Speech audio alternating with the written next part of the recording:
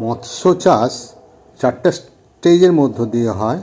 প্রথমে হরমোন দিয়ে ডিম তৈরি করা হয়, যেটা হ্যাচারিতে কৃত্রিম প্রজনন ঘটিয়ে সেই ডিম থেকে রেণু পোনা তৈরি করা হয়।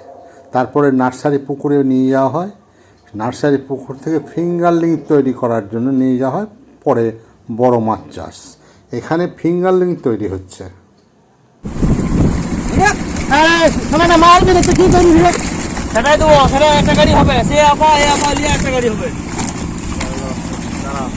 মাছ লোড হচ্ছে গাড়িতে।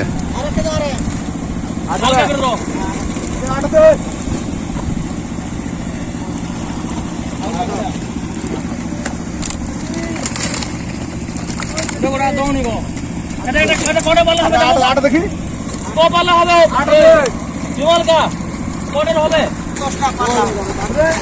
8 থেকে 10টা হবে।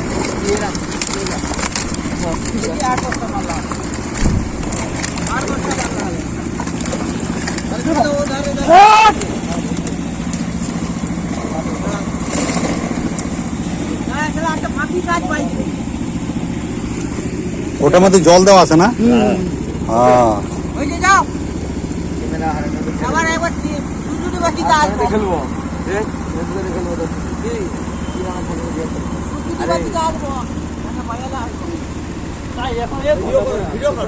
হ্যাঁ, তোমার ছবি চলে যাবে।